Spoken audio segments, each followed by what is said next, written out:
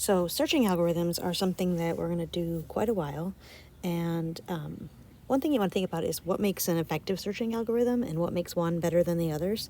And so we're just going to compare two searching algorithms. And what a searching algorithm does is looks for a particular element in a list. So we're going to talk about two particular searching algorithms. We're going to talk about a linear search and a binary search. So a linear search can search any list.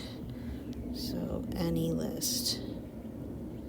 And what I want you to notice is that when you run a searching algorithm, it's using the index on the elements of the list. So this is the index on the elements in the list. And so the return value that you get is the index or the place where you find the element.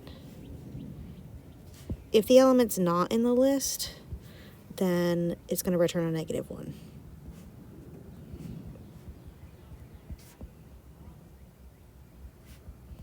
And that happens with both algorithms.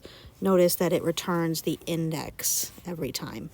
And so when you have to give it sort of two inputs in this algorithm. It has the list A and the number that you're searching for, X.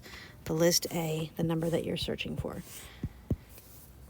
So the nice part about a linear search is it can take any list. But basically what it does, if you look through what this code is going to do here, it says for I in your range 0 to length of A. So it's going to search through the entire list and until it finds the element. Once it finds the element, then it's going to return you that index. If it doesn't, it's going to return a -1. So it's going to search every element in the list. And if the element is not in the list, then it's going to take a really long time, especially if your list is really long.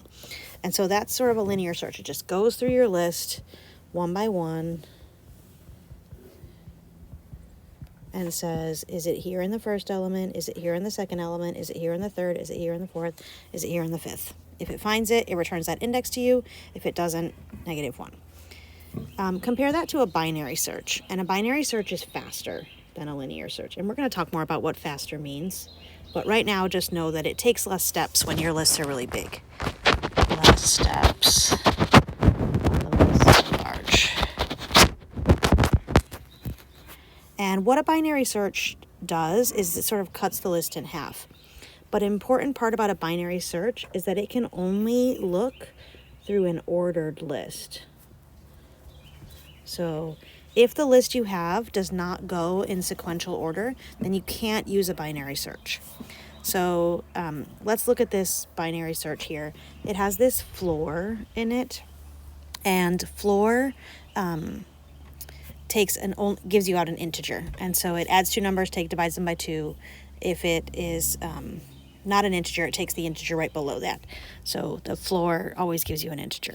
And so when you look at this algorithm, what you want to think about is this M here is sort of the middle of your list. If your list is odd, then you can find the exact middle. If it's not, then you can find the one below it. So every time a binary search runs, it cuts your list in half. And so I want to sort of just run a binary search real quick on this list here, searching for the number 8. Okay, so I'm following through the steps of this binary search, and it says set L to be 0, set R to be the length of my list. I have 1, 2, 3, 4, 5, 6, 7, 8, 9, 10, 11 elements in my list. So R is going to be 10 because it's the length of the list minus 1. And then as long as L is less than R, I find the middle, I compare it to the element I'm searching for, and I chop off a part of the list. So the middle of this is going to be 10 plus 0 divided by 2, or 5. Okay, so I'm looking at the element at index 5. 0, 1, 2, 3, 4, 5. That's a 12. The element at index 5 is a 12. And I'm searching for 8. So because this list is sorted, if 8 is less than that middle element, then I use the left half of the list. If 8 is larger than that middle element, I use the right half of the list. If 8 is equal to that middle element, then I'm done and I found it. So 8 is less than 12, so I'm going to chop off this half of the list, which means I'm going to take my R and move it down. So 8 was less than the element I was looking for. So I was in this case of my while loop. And so I'm going to change my R and make it M, which was 5 minus 1, 4. So now I'm going to make my list go 0 to 4. So I'm only looking at these elements at the beginning of the list, kind of like that. Okay, so I find the middle again. 4 plus 0 divided by 2 is 2. So I look at the second element at index 2, 0, 1, 2. That's 8. Okay, remember I was looking for 8, right? So I found it. So I'm here at this thing. Found it. M is there. And so I return the index, which is M equal 2. And so I say 8 is in this list at index 2. Remember, that was a binary search. It cuts the list in half every time, and it returns to you the index, but your list has to be sorted before you can use it.